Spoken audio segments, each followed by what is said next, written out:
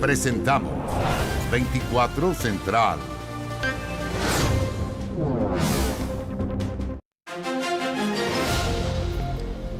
¿Qué tal? ¿Cómo están? Buenas noches, bienvenidos a las noticias. Comenzamos con esta información porque es primera vez en la historia que el Partido Comunista va a presidir la Cámara de Diputados tras semanas de negociación en segunda vuelta y por un voto de diferencia, por uno solo. Solo por uno. Claro que sí. La legisladora Carol Cabrera se convirtió en la nueva líder de la corporación. La oposición acusó al gobierno de intervencionismo para conseguir los últimos votos y su molestia se centró en el diputado Mauricio Ojeda, que llegó tarde a la sala.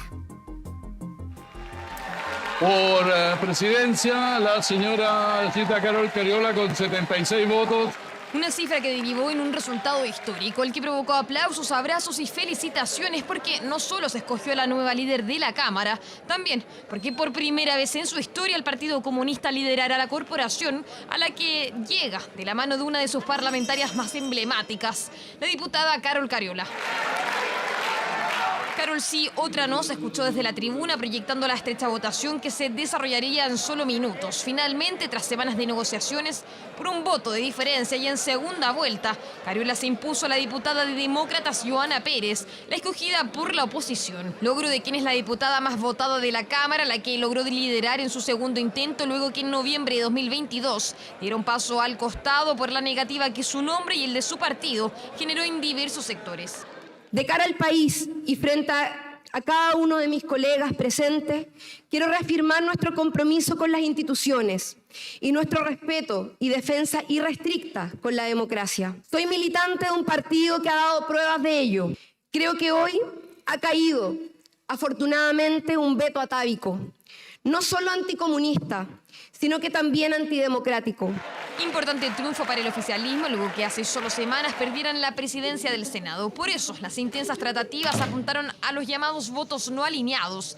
El gobierno y sus tiendas buscaron convocar a todos los partidos y parlamentarios que expresaron dudas en días previos, lo que derivó que el polémico diputado del PDG, Gaspar Rivas, no solo se cuadrara con el acuerdo, también que lograra la primera vicepresidencia de la Cámara, provocando, según su versión, la molestia del fundador del Partido de la Gente, Franco Parisi. En el WhatsApp me puso, te vendiste al PC, bueno saberlo.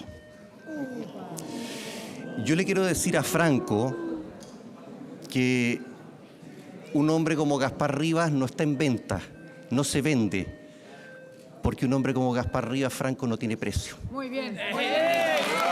La molestia también la expresó la oposición, que acusó al gobierno de intervencionismo para inclinar la balanza a su favor.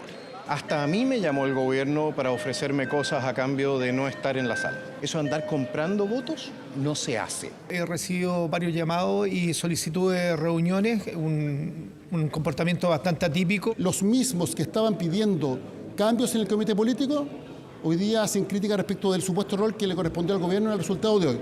Lo que puedo señalar es que la Cámara de Diputados es soberana y, por cierto, nosotros vamos a seguir bregando por la unidad de las fuerzas progresistas y por la construcción de mayorías. Nueva presidenta de la Cámara, surgida tras tensas semanas, movida jornada que incluyó ausencias sorpresivas, desmarques inesperados y definiciones de última hora. Voy a ver si la convence. Oye, como si tengo unas cositas que ofrecerle. Como si vendiera a la Independiente. Estamos esperando la orden final. ¿De quién? De mi conciencia. Todavía estamos en desarrollo. Yo no he hablado con el gobierno. El PDG finalmente se dividió y aunque desde amarillos a republicanos votaron como bloque, no fue suficiente para que Johanna Pérez alcanzara la testera. La oposición apuntó a los diputados presentes, Lee Rivas y Pulgar, y al ausente Mauricio Ojeda, que por el retraso de su vuelo no se logró el empate que habría obligado a un sorteo. Nunca imaginamos que fuese un voto del Partido Republicano el que permitiera la llegada del Partido Comunista a la presidencia de la Cámara. Respecto al diputado Ojeda, él hace 7 meses que está automarginado de la bancada, no obstante ello se había comprometido a votar. Casi 2 horas y media después de la votación arribó al Congreso el criticado diputado Mauricio Ojeda. ¿Quién sabe si ese avión despega sin la medida de seguridad, sin revisarlo, y cae, la noticia es otra? Eso no lo ven. Pero ¿dónde está Chile Vamos hoy día pidiéndole explicaciones a los parlamentarios que estuvieron en la sala, algunos que hoy día están sentados, por ejemplo, en la vicepresidencia de la Cámara, ¿Por qué tengo que responder yo por una cuestión netamente coyuntural? Carol Cariola será acompañada en la testera también por el DC Eric Aedo. Trabajar y demostrar que las acusaciones y temores infundados son injustos fue alguna de las primeras sentencias de la nueva presidenta de la corporación, quien dijo que dará primacía a las reformas del gobierno y a la agenda de seguridad, algunas de las prioridades de la primera militante comunista que preside la Cámara de Diputados. Y hay alerta tras el hallazgo de huevos del mosquito transmisor del dengue. Esto al interior del Terminal Internacional de Buses de los Andes. Claro que sí, el recinto sigue operando, pero con fiscalizaciones más estrictas y fumigación en un perímetro de 400 metros. Por ahora, los 135 casos confirmados de dengue en Chile son importados desde el extranjero. Fue al interior de uno de estos recipientes conocidos como ovitrampas, donde se advirtió una visita peligrosa. El hallazgo de un huevo del zancudo Aedes aegypti, principal portador del dengue, tiene ahora en alerta a la comunidad de los Andes. Su presencia quedó al descubierto en el Terminal Internacional de Buses Ahumada. Tenemos estas dos ovitrampas. El Instituto de Salud Pública nos notificó de que en una de ellas apareció un huevo positivo a Aedes aegypti. El recipiente funciona como un cebo. Un líquido especial los atrae y es allí donde depositan sus crías. El contenedor posee placas de madera en vertical para que se posen los insectos. En esta ocasión captó a una zancuda que transmite el dengue. El año pasado, en el mes de abril, nos notificó el Instituto de Salud Pública de que había huevos en la localidad del Sauce. El transporte de camiones y las zonas de ingreso desde Argentina a través del Paso Los Libertadores son el principal foco de observación. En lo que va del 2024, la comuna ya ha advertido 5 casos de dengue importados. Me parece bien preocupante. Simplemente me gustaría saber si la situación está bajo control o no. Me imaginé que era típico de allá de las zonas más tropicales. Los Andes, un lugar donde hace tanto frío, es extraño. En un perímetro de 400 metros a la redonda podría encontrarse la zancuda, cuya presencia fue detectada en el recinto de pasajeros chileno-argentino, que se mantiene en operación. Este lunes se comenzó a fumigar. La Seremía de Salud estuvo el mismo sábado primera hora en este lugar trabajando. Hemos tomado definiciones para poder hacer levantamiento y destrucción de los neumáticos. Todas estas fumigaciones se hacen en horas de noche. Desde el año pasado se mantiene una alerta sanitaria desde la región metropolitana hasta Arica y Parinacota. En esta última zona, el aumento de la presencia del mosquito llevó a declarar alerta amarilla el pasado 19 de marzo. A nivel nacional, el Ministerio de Salud informó 179 casos confirmados de dengue. 135 de estos se encuentran en Chile continental, todos ellos importados. En la zona de Aconcagua se ha detectado presencia del mosquito. Han estado de manera activa controlando la situación con un barrido de todas las zonas aledañas. El hallazgo se da en medio de bajas temperaturas y presencia de lluvias. Para evitar la propagación se recomienda evitar el almacenamiento de agua a la intemperie, usar repelente y preferir ropa de mangas largas. Lo que se ha visto que incluso los huevos pueden resistir algunas temperaturas más bajas. El cambio climático también es una amenaza a largo plazo que tenemos para esto y por eso es que estamos tomando todas las medidas para controlar. Preocupación en la provincia de Aconcagua, donde se intensificaron las fiscalizaciones y se mantendrán las fumigaciones al interior de los terminales y recintos escolares. Bueno, hemos escuchado en más de una ocasión, nosotros mismos le hemos tenido que contar, hablar de los motochorros, los bicichorros, pero lo que ocurrió en la madrugada de este lunes, la verdad es que es insólito. Claro, porque una banda que atacaba en grupo usaba scooters para asaltar. ¿Se llamarían? Scooter chorro, no sé. No, hay que buscar la definición. Hay que buscar la definición. Los detuvieron y descubrieron además varios delitos que cometen. Mire. No le importó saltar más de 7 metros para escapar. Minutos antes, junto a otros 4 delincuentes, usó este scooter para robar. Una pareja caminaba por este sector de Estación Central. Eran cerca de las 2 de la madrugada cuando fueron atacados. Fue víctima de un robo con intimidación con el uso de un arma de fuego de por medio. Huyeron de una manera muy particular. Uno se movía en un scooter. Vehículo eléctrico de 2 ruedas que no supera los 40 kilómetros por hora. No necesitaron mayor velocidad. Ingresaron tranquilamente a este edificio a solo metros de donde asaltaron a la pareja, pero pasaron por alto un detalle: los habían seguido. Ingresan 5 personas, de las cuales 3 de ellos viven en un departamento de la comunidad y 2 ingresan como visitas, quienes están registrados, digamos, en el libro. Subieron por las escaleras y se escondieron en el departamento que funcionaba como centro de operaciones, lugar que arrendaban hace poco más de 2 meses. Comúnmente esto ocurría en la noche. Entonces, en la medida que iban ingresando scooter, iban quedando en el departamento. Entonces, pareciera que también era un modo operandi de robarse un scooter y guardándolo, y robarse otro y seguir guardándolo. Además, los usaban para robar. A diferencia de los motochorros, donde operan 2 personas y a veces cuentan con cobertura de terceros, aquí se movían en grupo, ya sea usando uno o más scooters, atacando entre 4 y 5 individuos. Pasan en scooter, pasan rápido, cerquita y te lo jalan. Es lo que se ha visto por acá. Un equipo especial ingresó al departamento y se encontró con los vehículos usados para el delito. Fueron encontrados 4 scooters, los cuales denuncias previas que mantenía Carabineros al parecer eran utilizados para la comisión de este tipo de delitos. Además halló un arma de fogueo adulterada, dinero en efectivo, drogas y 14 teléfonos celulares que habrían sido robados. Logró la detención de 5 sujetos de nacionalidad venezolana, de los cuales uno de ellos, al ver la presencia de personal de Carabineros, se arroja desde el 3er piso por el balcón al estacionamiento del condominio de los departamentos. Poco le importó morir o terminar herido. Hablamos de cerca de 7 metros de altura. Aparentemente quería escapar.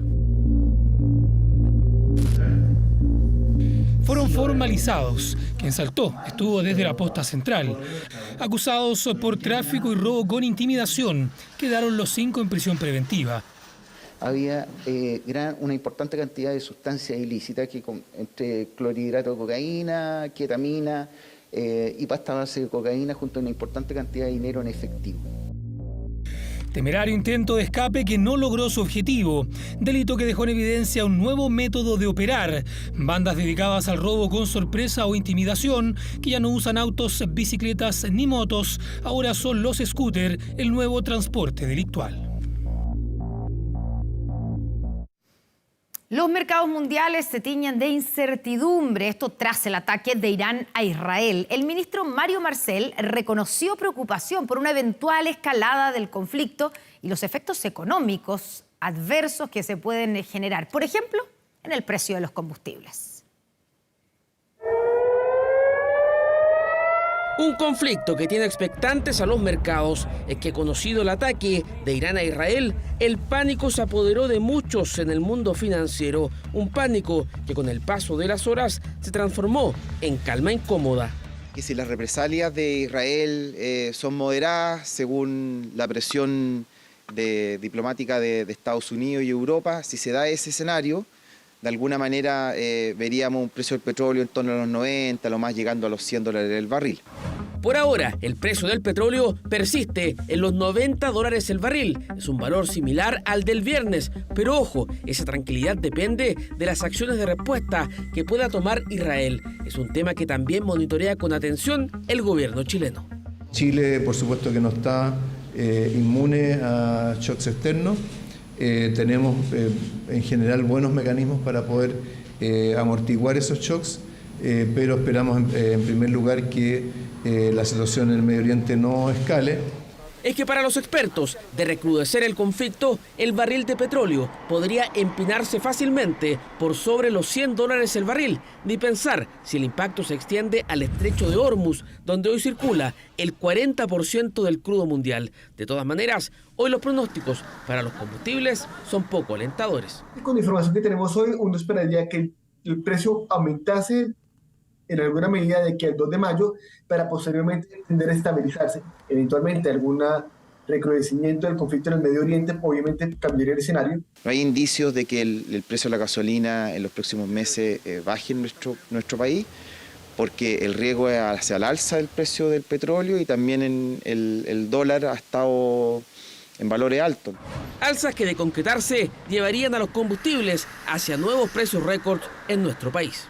Así como está la contingencia internacional, sobre todo en el Medio Oriente, no tenemos ninguna esperanza de que baje a mediano plazo. La Valentina sube todos los días.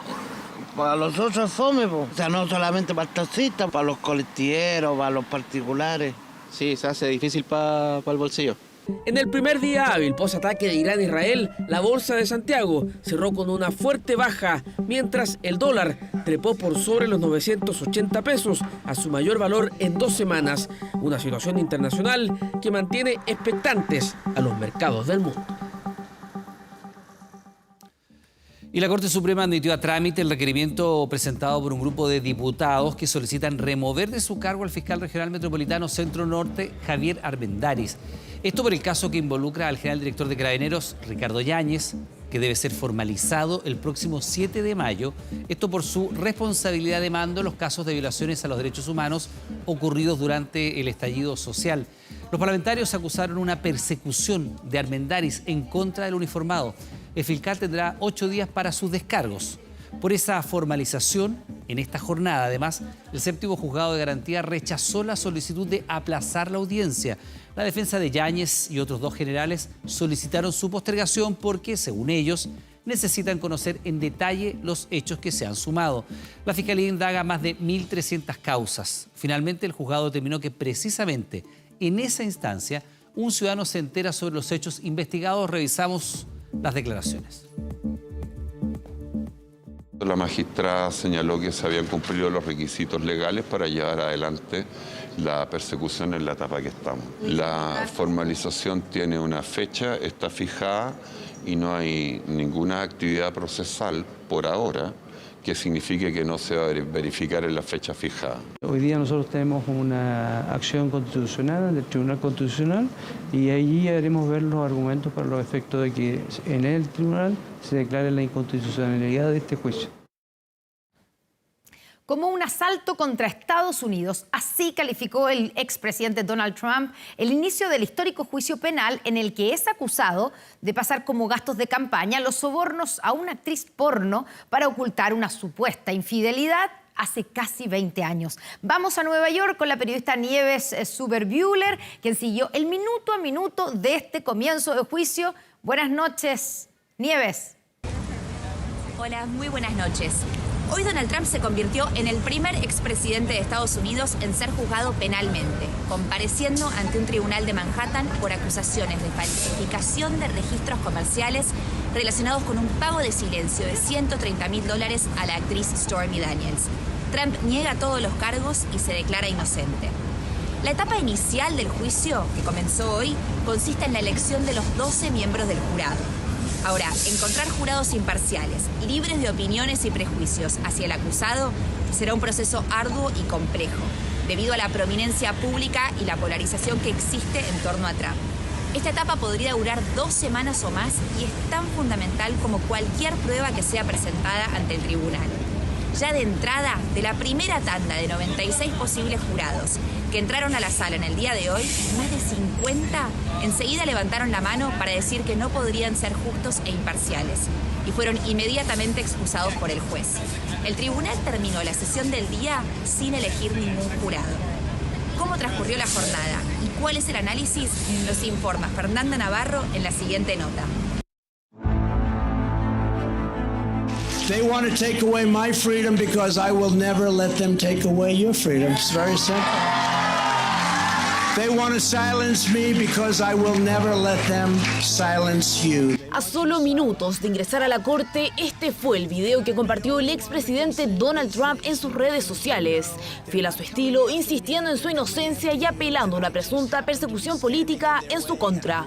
On November 5th, 2024, justice will be done. We will take back our country and we will make America great again.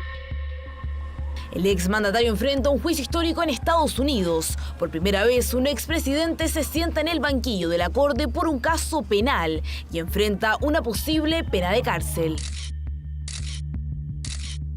Imágenes de esta jornada, pero en un caso que se remonta a 2016, cuando Donald Trump corría por primera vez como candidato y habría falsificado registros para encubrir un pago de $130.000 que su abogado en ese entonces le hizo a una actriz porno para comprar su silencio sobre un supuesto encuentro sexual con el exmandatario una década atrás, cuando su esposa Melania estaba embarazada.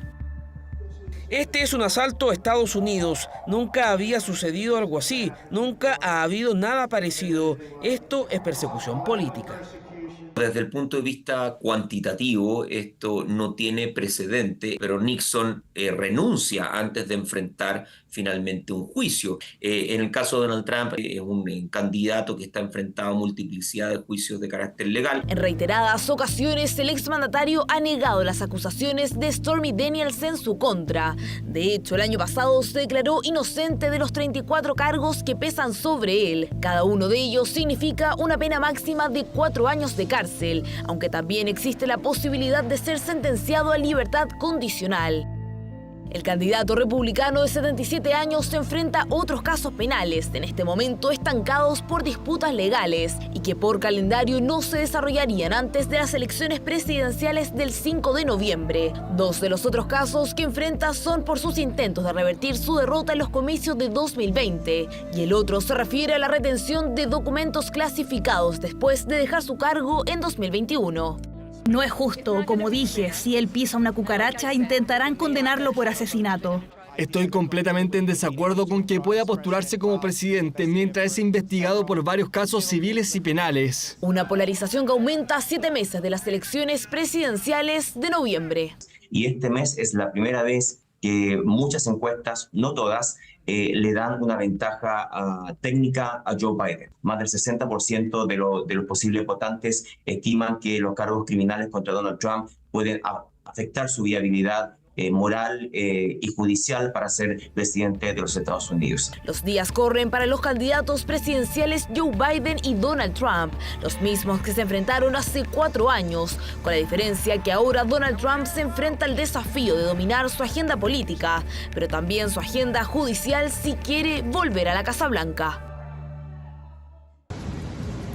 La escena fuera de la corte parecía un circo político surrealista.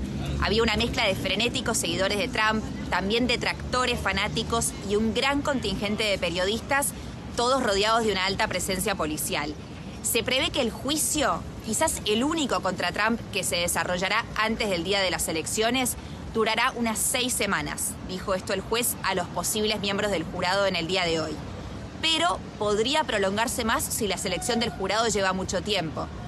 El expresidente tendrá que asistir a esta corte en lo que dure el juicio, mientras que el presidente Joe Biden estará libre para hacer campaña a lo largo y a lo ancho del país. La pregunta es, ¿podrá Trump convencer al público americano y a los votantes independientes de que él es una víctima y de que esto es una persecución política? ¿O en cambio, este juicio mejorará las posibilidades de Biden de lograr un segundo mandato? Estaremos siguiendo este caso atentamente para poder responder estas preguntas. Muchas gracias. Buenas noches. Nosotros siguiendo tus informes en Nieves Uberbuehler desde Nueva York. Muy buenas noches. Y acá en nuestro país, fíjese que la Fiscalía está investigando una nueva filtración en el denominado caso Convenios. Traspaso de información secreta que involucraría a un funcionario de la PDI, un abogado del Ministerio Público y el equipo jurídico del gobernador del Biobío, Rodrigo Díaz. Incluso Camila Polisi reaccionó a través de sus redes sociales. Habría sido una diligencia clave el segundo allanamiento a las dependencias del Gobierno Regional del Biobío en el marco del denominado caso Convenios. Detectives de la PDI se llevaron documentos, computadores y celulares, entre ellos el propio dispositivo móvil del gobernador Rodrigo Díaz. El computador de la oficina y el teléfono celular. Así que ya llevo 2 teléfonos, el que entregué voluntariamente y este actual. A 3 semanas de esa diligencia, la Fiscalía confirmó que se abrió una investigación por eventuales nuevas filtraciones en el caso Convenios, traspaso de información secreta que involucra al jefe de la VIP de la Policía de Investigaciones del Biobío, a un abogado de la Fiscalía y al equipo jurídico de Rodrigo Díaz. Yo no he tenido conversaciones con ninguna de las dos personas que se mencionan, ni con el exfuncionario del Ministerio Público, ni tampoco con el funcionario de la PDI. No he tenido ninguna conversación sobre estas materias que son objeto del caso Convenios, y tampoco le he dado instrucciones a nadie que sostenga estas conversaciones. Una nueva presunta filtración que generó reacciones. Una de las principales investigadas en la lista anti del caso Convenios hizo pública su opinión a través de Instagram. En sus historias, Camila Polisi compartió la información señalando que de a poco se cae el montaje. Conozco al jefe de la DIP hace muchos años, lo conozco porque trabajaba en materias de droga y yo empecé trabajando mi vida laboral sobre droga. No he conversado nada respecto a esta iniciativa, a esta investigación del caso Fundaciones con el jefe de la DIP. A través de un comunicado, la Policía de Investigaciones confirmó que detectó la entrega de información de los sistemas informáticos institucionales por parte de un funcionario el año 2021, hecho que fue denunciado al Ministerio Público. Asimismo, agregaron que el funcionario fue suspendido y se instruyó un sumario administrativo. Apareció hoy día en esta investigación, pero no tiene ninguna vinculación, ni con el cargo que hoy día tiene cierta autoridad, son de 2021, pero como es un hecho grave, se instruyó sumario y el funcionario está suspendido de funciones, pero no tiene ninguna vinculación con las investigaciones que están realizándose en este momento. Fue el mismo director general de la Policía de Investigaciones quien enfatizó que el funcionario desvinculado no tendría relación con el caso Convenios. Este es un vínculo entre el funcionario y una actual autoridad que en ese entonces no tenía el cargo que ostenta hoy.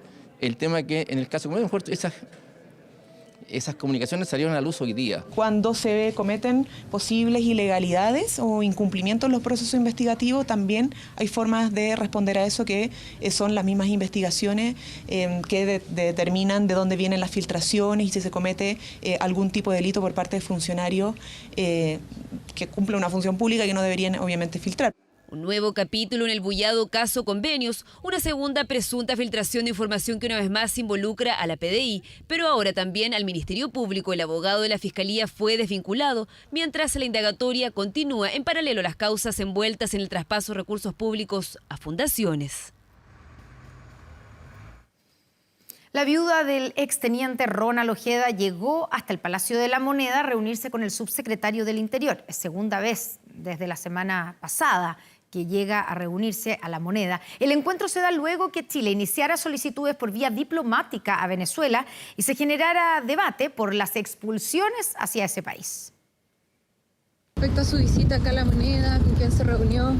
No podemos decir absolutamente nada porque está sujeto a la privacidad de las conversaciones y al avance de una causa muy delicada. Esa delicada causa es el crimen del exteniente Ronald Ojeda, familia que judicialmente es defendida por el abogado Juan Carlos Manríquez. A él lo acompañó hasta la sede de gobierno por segunda vez tras el asesinato. La viuda del exmilitar venezolano, reunión con el subsecretario del Interior, defensor que al salir del Palacio de la Moneda aseguró que aún faltan acciones por parte del gobierno. ¿Nuevas comunicaciones por parte de Venezuela? ¿Alguna voluntad de que se ha entregado alguna información? Lo que nosotros ya hicimos el día viernes pasado, tal como informó el canciller y yo misma lo señalé, hemos tenido contacto. El último contacto que tuvimos con ellos fue el día viernes. Estamos esperando ahora que los canales diplomáticos estén suficientemente activos para tener información a la brevedad. Canales diplomáticos activados con un país que en los últimos años ha sumado diversos conflictos con Chile. El último de los más complejos, el supuesto móvil político ideado en Venezuela para secuestrar y dar muerte a Ronald Ojeda.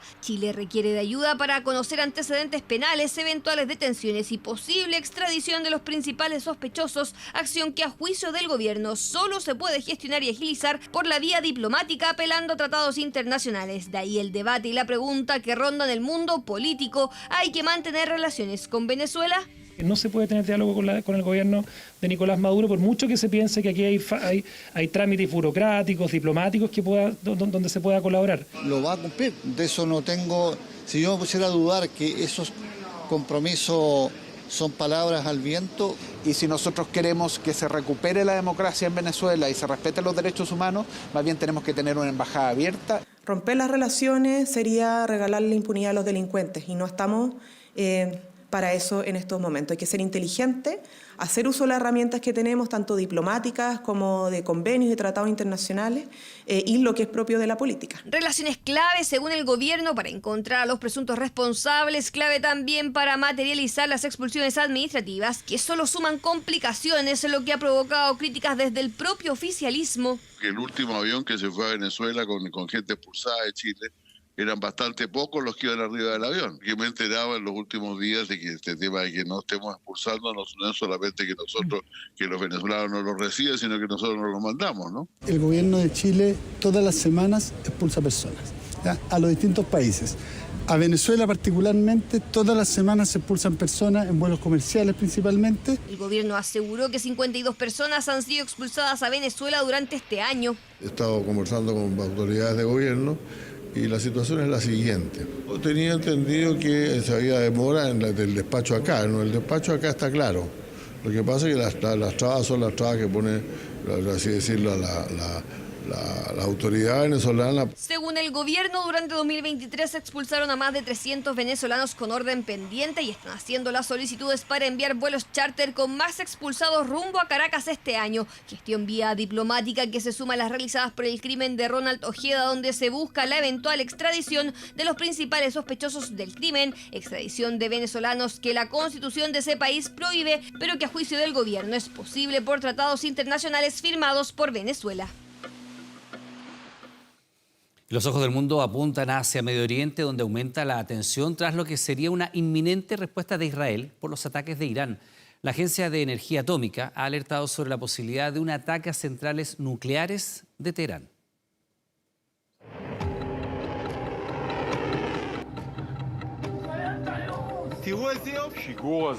Este lanzamiento de misiles balísticos de crucero y drones en el territorio de Israel encontrará respuesta.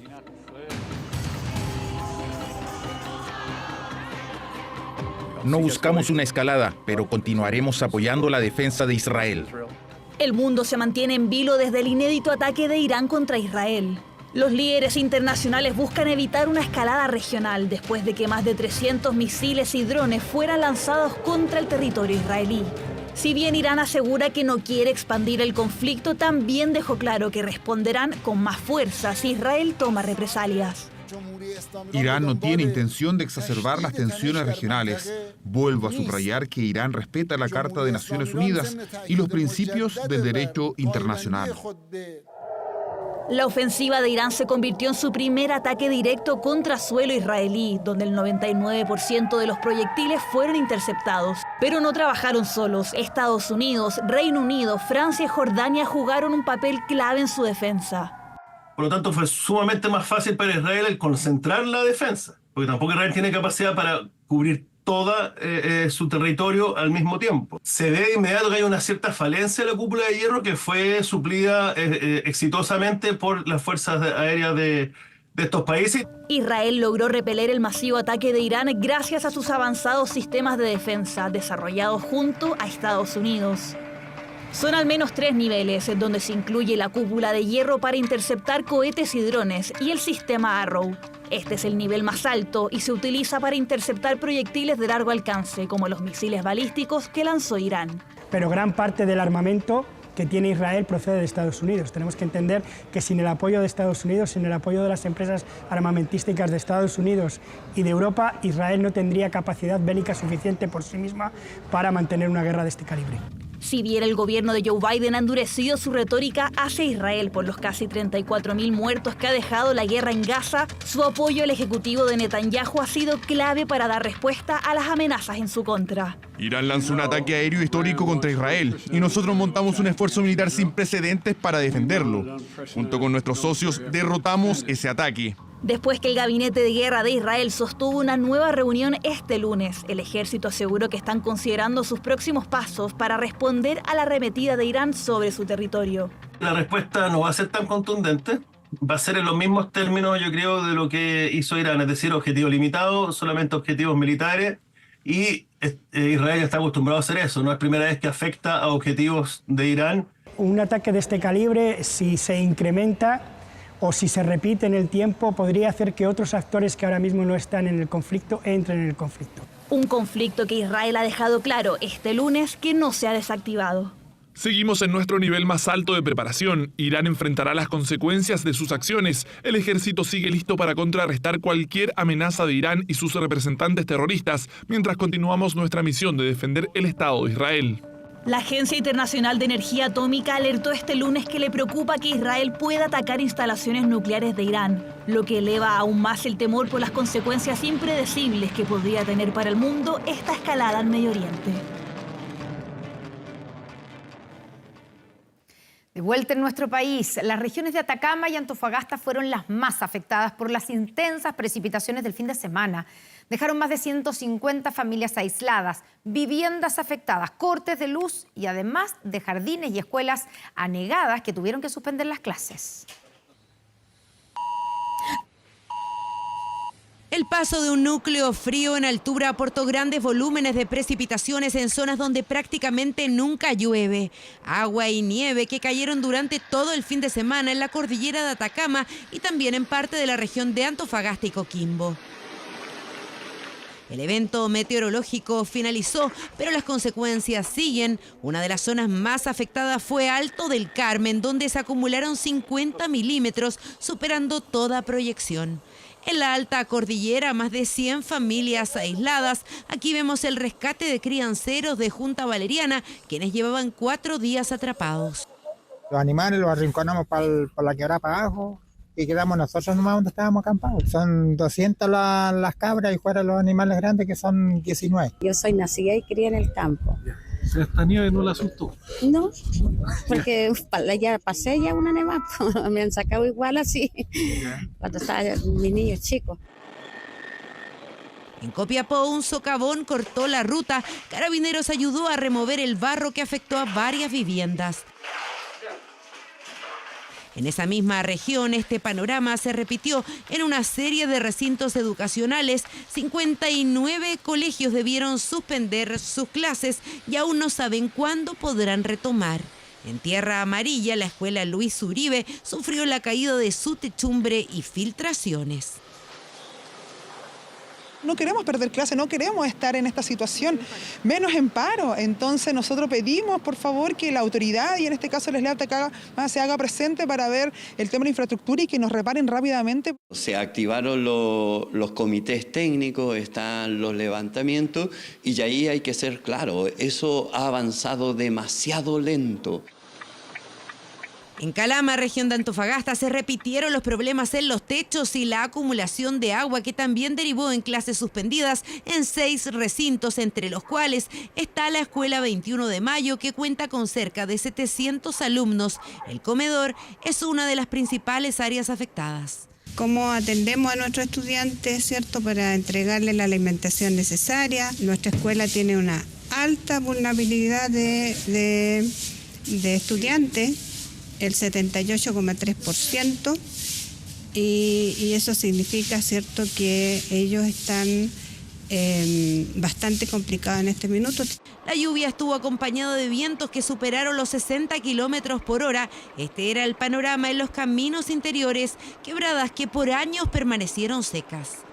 El año pasado, durante toda la temporada de invierno, solo registramos 42 centímetros y ya a la fecha tenemos 29. Todavía nos falta y esperemos que esto siga mejorando en relación al año pasado. Lluvias que generaron estragos, pero que dieron un respiro a agricultores y ganaderos de zonas que por 14 años se han visto afectadas por una mega sequía. Y atención con esto porque Argentina autorizó la caza de pumas y guanacos en su zona en la Patagonia, decisión que ha generado polémica en el país vecino. Bueno, ¿qué pasa aquí en Chile? Los expertos advierten los problemas que esta medida puede traer en nuestra fauna. Además, en nuestro territorio, el puma es una especie protegida.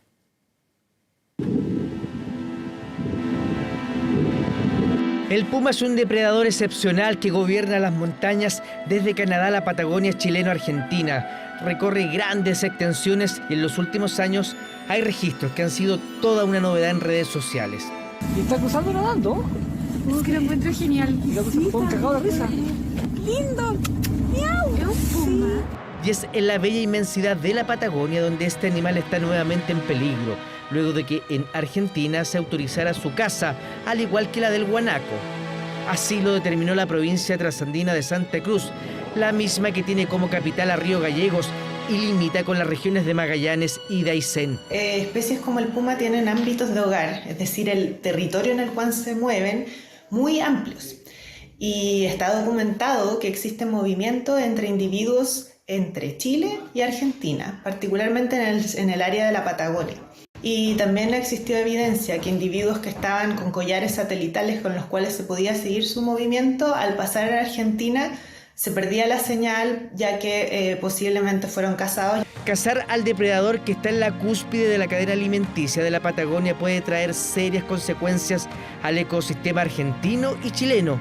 Así por lo menos lo creen los expertos. Los depredadores, como el puma, cumplen un rol ecosistémico muy importante, ya que están en el tope de la cadena alimenticia.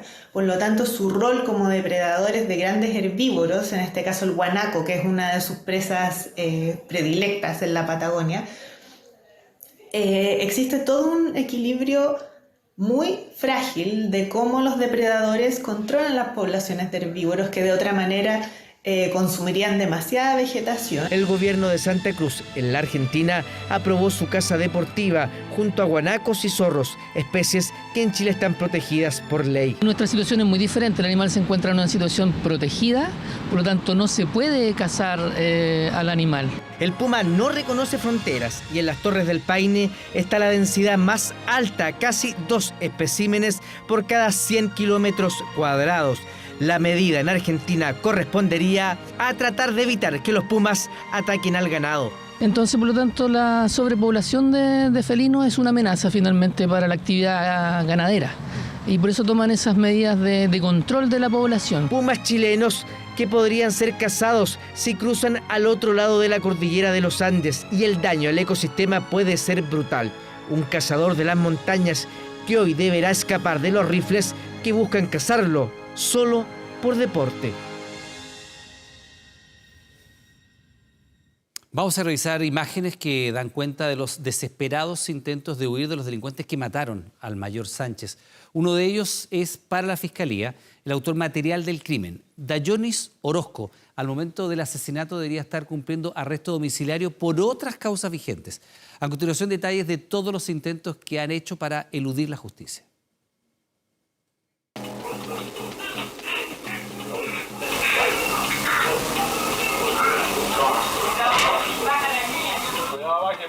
Bajen. Abajo, todo abajo.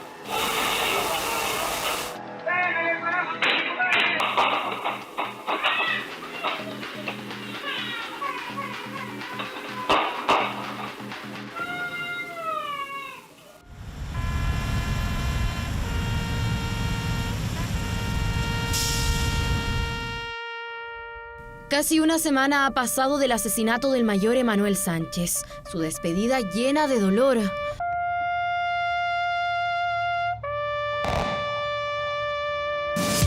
Contraria a la sonrisa que se le escapaba a Yolvi González, uno de los 3 imputados por la muerte del mártir 1237 de Carabineros. Pero existía aún el misterio. ¿Quién le disparó al mayor? Y lamento decirlo, magistrado, sobre todo para las personas que queremos que esto se resuelva como tiene que resolverse, la persona que disparó y dio muerte al funcionario carabinero no se encuentra en esta sala el día de hoy. ¿Quién es entonces el autor material de la muerte del mayor Sánchez?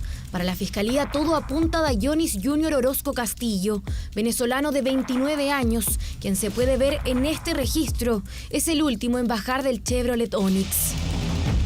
Entendemos que estaba posicionado en los asientos traseros y es muy probable que él sea uno de los que disparó o el que disparó en contra del mayor Sánchez, por la posición en que iba.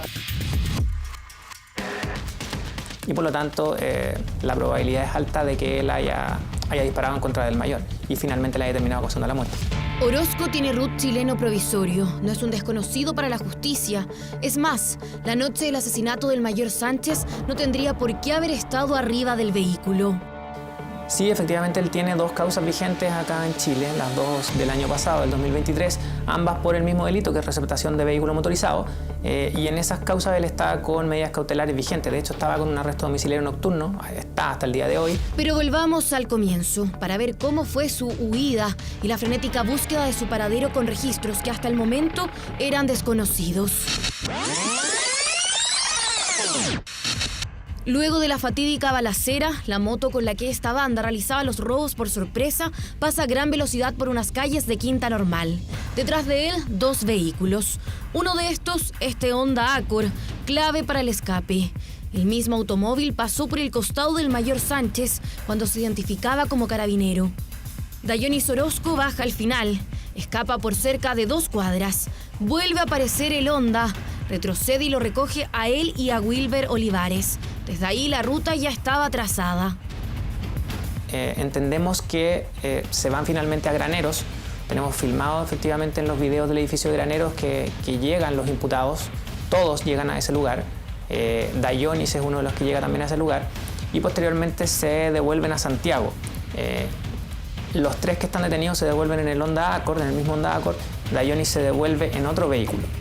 El vehículo en cuestión es una camioneta marca Toyota modelo Fortuner, uno de los distintos autos que el Ministerio Público asegura ayudaron en el escape en el que el destino era a más de 1.800 kilómetros de Graneros. Nosotros tenemos la presunción de que tenían la intención de dirigirse efectivamente al norte para salir de Chile. ¿Por qué? Porque en uno de los teléfonos que nosotros incautamos y pudimos revisar y que finalmente lo tenemos asociado al imputado Josué, que era quien de hecho conducía el Honda Accord cuando nosotros lo fiscalizamos, el último destino que aparecía en la aplicación Waze de ese teléfono era la ciudad de Iquique. En la ruta 5 Sur esa idea se vio truncada. Yolvi González, Wilber Olivares y Josué Ramírez fueron detenidos. Nada se supo de Dayonis Orozco ni de la camioneta en la que se movilizaba.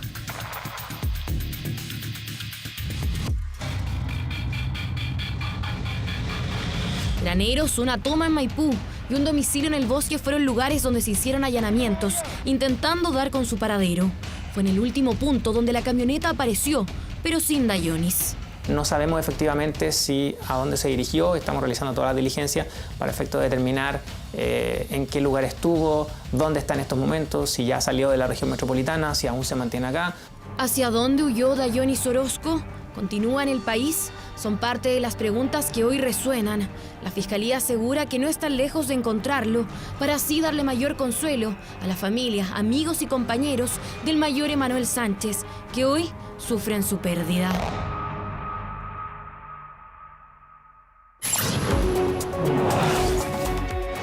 Informe 24. Sus seguidores la llaman la maestra o la soberana, mientras que ella se autodenominaría la esposa de Jesús. Así nomás. Informe 24 investigó una denuncia en contra de la ex líder de un grupo espiritual de Quilpué. Ya, ¿qué parece más antecedentes? Fíjate, la acusan de una presunta estafa millonaria. Esta agrupación, que ha tenido 2.000 alumnos, entre ellos Ramón Castillo, más conocido como Antares de la Luz, tendría, según los denunciantes, claros rasgos de ser una secta. Lo vemos en el siguiente reportaje.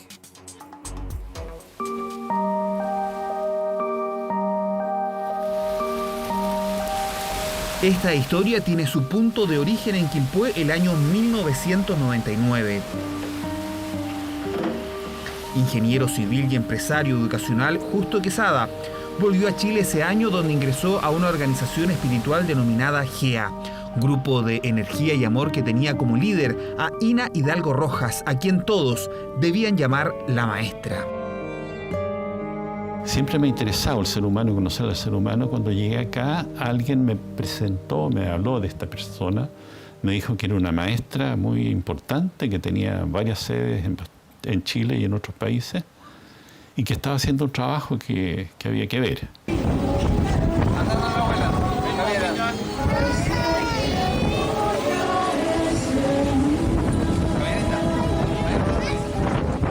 El trato era como de una persona superior como un profesor a los alumnos, ¿ya? Y ella exigía que le dijeran maestra. Para nadie era la señora Ina Elena. Sí. Hola, ¿cómo estás? ¿Cómo está? ¿Cómo está él?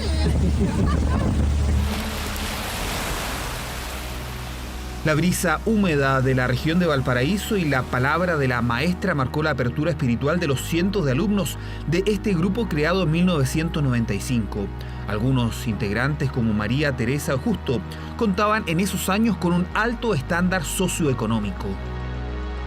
Hay médicos, ingenieros, enfermeras, hay empleados, hay absolutamente de todo, de todos los niveles. Este grupo vive de las donaciones que hacen y de lo que pagan por los cursos que hacen, que son relativamente caros. Las sedes las pagan los que están dentro. Los cursos eran básicamente para abrirte los chakras, ¿ya? Que son centros energéticos, ¿ya? Entonces ella sacó igual provecho de convencerte que ella solamente los abría. Una secretaria mía perteneció a esta secta. Ella le contó que yo tenía unos ahorros. Entonces ella se empezó a interesar en mí, empezó a tratar a manipularme en realidad. Y ella me decía que yo tenía que no me interesarme en el dinero, que lo importante era el espíritu. Al final, al principio, no sé cuánto, empecé a darme cuenta que había algo raro que fue muy cerca cuando nos casamos. En el año 2001, la maestra y Justo Quesada contraen matrimonio en Quilpué. Ahí dice el denunciante, todo cambió en la dinámica de la pareja. Es sectario. A mí me obligaba, yo era su esposo, a decirle maestra. Yo no le podía decir Ina, tenía que decirle maestra. Cuando yo empecé como a notar algo fue cuando me casé, porque trató muy mal a mis hijos y los echó de la casa, no los dejó entrar nunca más. Echó a mi hija que trabajaba en el colegio. Entonces, la verdad es que eso hizo que me diera una depresión severa y tuve 10 años con depresión. Estas acusaciones, entre otras cosas, según Justo, llevaron al divorcio en el 2014. En una década, el empresario denuncia que perdió más de 1.400 millones de pesos, es decir, todo su patrimonio entre lo que sería la compra y venta de bienes, como departamentos, el traspaso de sociedades a Ina Hidalgo, como el establecimiento educacional GEA, que a la fecha, dice la denuncia, no ha podido recuperar. Se trata de departamentos, se trata de un inmueble en donde está funcionando un colegio actualmente, colegio que tiene deudas que avala hasta la fecha mi representado, Justo Quesada, sin que participe en un solo centavo en las utilidades que tenga ese colegio, en los remanentes o excedentes que reparta mensualmente. Yo tomé decisiones, seguramente firmé muchas cosas que no debí firmar, pero ellos me falsificaron muchas firmas. Ellos falsificaban cheques, de repente me pedían firmas para el ministerio y las llevaban, a hacer cosas para sacarme de las empresas. Ese mismo 2014, Justo Quesada realizó la primera querella en contra de Ina Hidalgo Rojas y su hijo Claudio Salinas Hidalgo por los delitos de estafa, apropiación indebida y falsificación de instrumento privado en un periodo donde el querellante presentó depresión.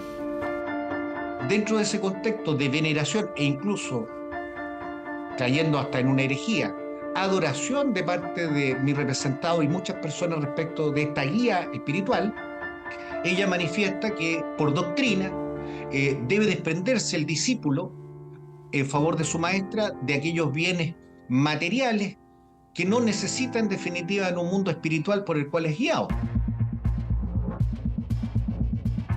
Una larga pelea judicial que se ha extendido 10 años. Buscamos a los acusados de esta presunta estafa millonaria y llegamos hasta España, donde actualmente reside la maestra. Sí. Hola, estoy buscando a la señora Ina Hidalgo. Sí, dígame. ¿Cómo terminó un exitoso hombre de negocios denunciando a un grupo espiritual? La pregunta ronda la cabeza de Justo, que denuncia haber sido expulsado de una organización que, según su página web, tiene sedes en Chile, Estados Unidos y España, donde actualmente reside Ina Hidalgo. La maestra fundó en 1995 esta agrupación que, para Justo, tendría evidentes rasgos de ser una secta. Las sectas tienen un sentido desde la mirada de ellos económico, porque ellos no veo cómo pueden aportar desde un ego tan grande a alguien que esté cerca de ella, todo lo contrario. Yo creo que eso es destructivo. Cuando ellos tratan a la gente como si la gente fuera inferiores a ellos, ¿no es cierto? La gente eso va en desmedro de las personalidades, va en desmedro de las personas. Teníamos que hacer la plata para el arriendo, que en ese tiempo eran como 180.000 pesos de arriendo. Había que pagar la luz, el agua.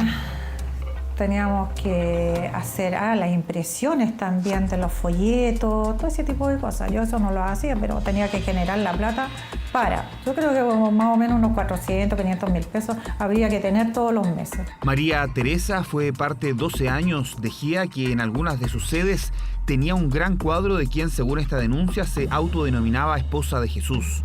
La parte creyente asegura que la oración a la Madre de los Universos de la Luz sería en honor a Ina Hidalgo. Amada Madre, con usted soy amor, con su luz soy vida. Hago presente el futuro con lealtad y libertad. Su amor es mi fe. Ella se decía que es la Madre Universal. Ella decía que era la nieta de Dios, ¿no? ¿Tú escuchaste eso? La nieta de Dios, sí, y la esposa de Jesús. Eso es lo que decía ella. ¿Ella decía ser como hija de Dios directamente? O sea, ¿o elegida por Dios? ¿Cuál era el concepto que ella dice que es nieta de Dios y que es la señora de Jesús. Ella es la señora Jesús. Claro. A mi cuñada, que mi cuñada también estuvo y se salió luego. Entonces un día cuando le dijo, ay señora Ina, no sé cómo le dijo, pero la cosa es que no le dijo maestra. Entonces le dijo, no, le dijo, de aquí en adelante tú me tienes que tratar como maestra, porque yo soy tu maestra. Ina Hidalgo y Claudio Salinas fueron formalizados en 2018 por estafa, pero Fiscalía no perseveró. La causa siguió de forma particular. De hecho, en marzo de este año se realizó en Quilpué el juicio oral donde Ina Hidalgo estuvo presente vía Zoom desde Barcelona. También llegó el otro acusado, Claudio Salinas, el hijo de Ina, quien se excusó de referirse al tema. Bueno, desde ya siempre hemos dicho que estas imputaciones no son efectivas, son falsas y bueno, las pruebas y la estrategia con más detalle no se la podemos adelantar ahora, pero las vamos a plantear en la próxima audiencia.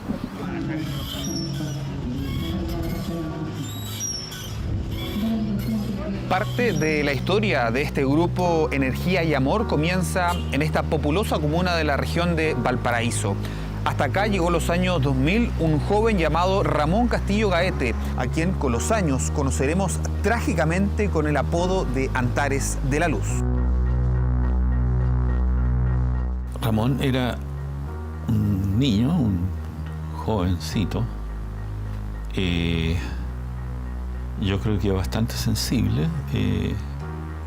Yo pienso, digamos, que a ella la vio, como ella se describía, en algún momento, no sé qué le pasó realmente, eso se me parte el alma pensando en todo lo que siguió después.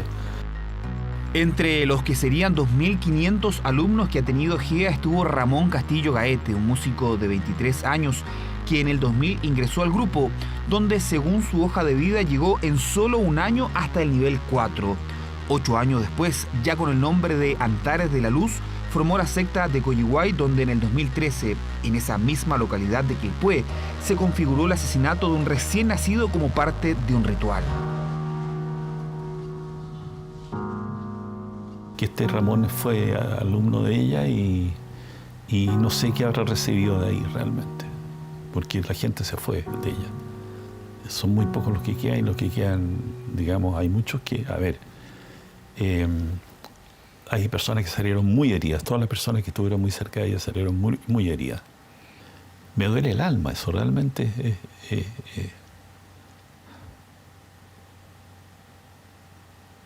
qué manera de hacer daño, por Dios.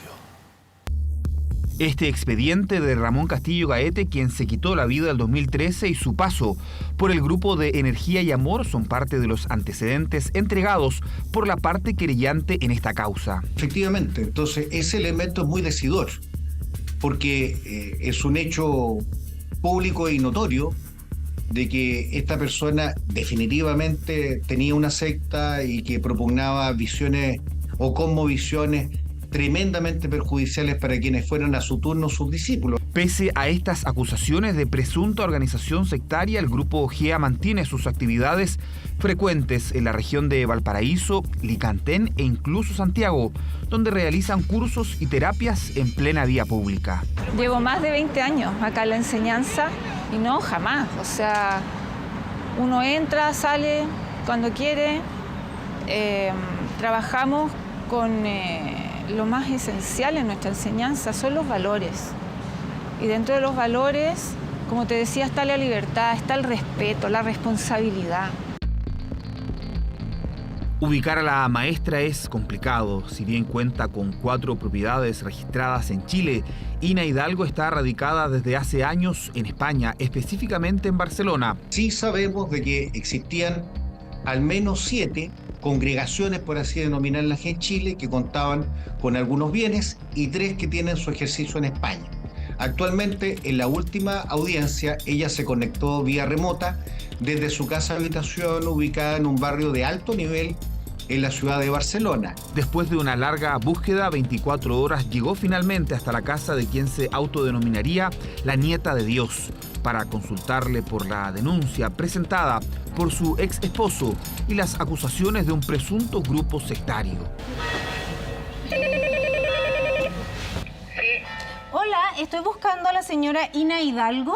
Sí, dígame. Hola Ina, ¿cómo está? Sabe que somos de TVN y queríamos conversar con usted un rato sobre una querella que tiene en su contra por parte de su ex marido, don Justo Quesada, por el delito de estafa. ¿Usted podría conversar con nosotros? No, ahora estoy saliendo recién de la ducha. Perfecto, ¿y podría volver yo en un rato a ver si puede dar una entrevista? No, no voy a dar entrevista. ¿No quiere referirse al tema? No. El tema está en Chile, no está aquí. Perfecto, ¿y no hay posibilidades de que podamos conversar a la salida cuando usted baje? No. Bueno. No voy a conversar de este tema. Perfecto. Lo encuentro absurdo. ¿Lo encuentra absurdo? Por supuesto. ¿Por qué? ¿Por qué no averiguan ustedes allá en Chile cómo es todo? Sí, nosotros estamos ahora, conversamos de hecho con su hijo en Chile, por eso queríamos hacer una entrevista a usted también. Lo siento. Bueno. En Quilpué llegamos hasta la dirección de la sede de GEA. Nos recibe Mauricio Salinas Hidalgo, también hijo de Ina y actual maestro de la organización según la página web, quien si bien no accede a una entrevista, sí responde parte de las acusaciones en contra del grupo. Señala que GEA no es una secta y que la denuncia de Justo caerá por su propio peso al no tener fundamentos. Mi sentir, mi parecer y lo que uno piensa de una secta, lo primero que se me viene a la mente es la falta de libertad. Y la verdad que mi enseñanza, uno de los valores básicos de mi enseñanza es la libertad. Fiscalía decidió en el 2018 no perseverar en el caso, por lo que Justo Quesada presentó una querella particular. El Tribunal de Garantía de Quilpué agendó para el próximo 14 de mayo una audiencia donde la defensa buscará el sobreseimiento, mientras la parte querellante presentará al menos 15 documentos para respaldar los posibles delitos de estafa y falsificación de documentos privados que, entre otras cosas, habrían derivado, según los denunciantes, en el traspaso de prácticamente todo el patrimonio de Justo a los acusados. Hay 15 documentos entre públicos y privados que fueron suscritos por mi representado, algunos bajo engaño y otros derechamente no lo fueron, sino que con firmas falsas. Nos referimos a documentos privados que dicen relación con la enajenación de acciones propias de la corporación educacional que hoy día es propietaria al 100% del colegio. Desde el punto de vista de la falsificación de su firma, existen antecedentes periciales que demuestran, y así lo vamos a acreditar en el juicio oral, de que su firma no es la que está puesta en esos documentos verdaderamente expoliatorios de su patrimonio. 24 horas intentó hasta el cierre de este informe contactar sin éxito a Claudio Salinas y al abogado representante de los acusados. Mira, yo no sé, yo lo he pasado muy mal porque me costó mucho superar esto, pero no quisiera estar en el caso de ella. O sea, realmente yo creo que no hay un futuro en estos tiempos que estamos viviendo para personas con ese tipo de intenciones. Frente a la costa de Concón, Justo Quesada repasa una y otra vez los documentos de su demanda, pero sobre todo vuelve a repasar cómo terminó inmerso en esta situación que abrió no solo una arista judicial, sino también una acusación sobre esta presunta secta en Quilpué y una líder que pasó de ser su esposa a su principal acusada. De regreso a las noticias. Las informaciones pueden ser deliciosas y esta lo es. Fíjese que nuestro país lleva 15 años celebrando el Día de la Cocina Chilena, entre choclos, papas, cebollas y zapallo. ¿Cuál es tu plato preferido? ¿Plato chileno preferido? Sin ninguna duda, el pastel de choclo, pero por lejos, así. Y vengan de a uno, ¿eh? Sí. Pastel de choclo, ¿el tuyo? Pastelera. Ah, estamos al lado. Y humita. Estamos cerca. Muy bien. Bueno, cazuela. También, pero es de ave. Bueno, quisimos ser parte de esta conmemoración descubriendo los secretos de algunos de nuestros más reconocidos platos. La cocina chilena tiene sus caballitos de batalla. Poroto con costillar. Los porotos granados. El cordero al palo. Poroto con pilco. Con mazamorra. El pastel de choclo y un vasito de chicha. Que hoy salen al baile a propósito del Día de la Cocina Chilena que conmemoramos desde hace 15 años en nuestro país. Me gusta el poroto con riendas. El poroto con riendas hoy muy de tallarín va por la vida, pero lo de las riendas no es precisamente porque esos fideos parezcan riendas de caballo. La rienda es el cuero del chancho. Tiras de cuero de chancho mezcladas con los porotos. Pero en la ciudad, como es difícil encontrar cuero de chancho, se reemplazó por tallarines. Aunque hoy el plato es apto hasta para vegetarianos, solo preparándolos sin vestigios de carne. La base de sabor de la cocina chilena está dada por el sofrito de cebolla. La papa también es un elemento que aparece repetido en varias preparaciones. Ahora puede ser que ahora están baratas, 3 kilos por 2.800 pesos el kilo. A pesar del vaivén que han experimentado algunos precios, estas preparaciones siguen a la mano de cualquier tipo de bolsillo. Están baratos los valores, sí, por eso estoy comprando. A la cazuela le echo las papas, el choclo, porotos verdes. Ahora bien, ¿qué es la cazuela? Si te preguntan a ti o me preguntan a mí, la cazuela que más nos gusta es la que tenemos aquí en el disco duro de nuestra cabeza, que es la que probamos en nuestra casa. Son los sabores de nuestra madre, nuestra abuela. Se oye simple si es que cada quien puede aderezarla a su gusto. Claro, yo me atrevería a decir sí que una cazuela bien hecha, primero tú aseguras la cocción de la carne. Ese es el primer secreto de una cazuela. Condicionantes de hoy, porque el famoso plato viene de la España medieval del siglo XV y la preparación, según se deduce del nombre que se le daba, el de olla podrida, podía no ser del todo elegante. Donde le metían ahí adentro lo que pillaban. Y la posibilidad de que hubiera algo que estuviera un poquito en descomposición es bastante alta. A pesar de que estamos terminando temporada, el pastel de choclo es otro de los predilectos de la cocina criolla, porque además su ingrediente principal está a buen precio. Y el choclo está por 3 por 1000. Tradicionalmente tiene que estar montado en un recipiente que permita el horno. Y eso, además de calentar el producto y terminar de cocinar todo amalgamado junto, genera un gratinado encima tal como tiene este. Tan popular como la empanada. Es una solución práctica para todas las culturas del mundo. Es envolver en una masa algún alimento. Las gyozas, los dumplings, las samosas en India. Aunque empanadas hay en todas las latitudes, no así una preparación chilena que es 100% local. El charquicán, la papa, el zapallo y el choclo son productos propiamente americanos. Y eso, si los mezclábamos con charqui, que es una palabra quechua que significa carne seca, y can, que significa revoltijo, es una mezcla de todas estas cosas. Que puede estar hecho, desayúnese usted, hasta con productos del mar. Se denomina luchicán o cochayuyicán cuando se basa, en vez de la proteína animal, en algas marinas como son el cochayuyo o el luche. Lo importante en tiempos en que la cazuela, por ejemplo, ya no se llama olla podrida, es adornar los platos.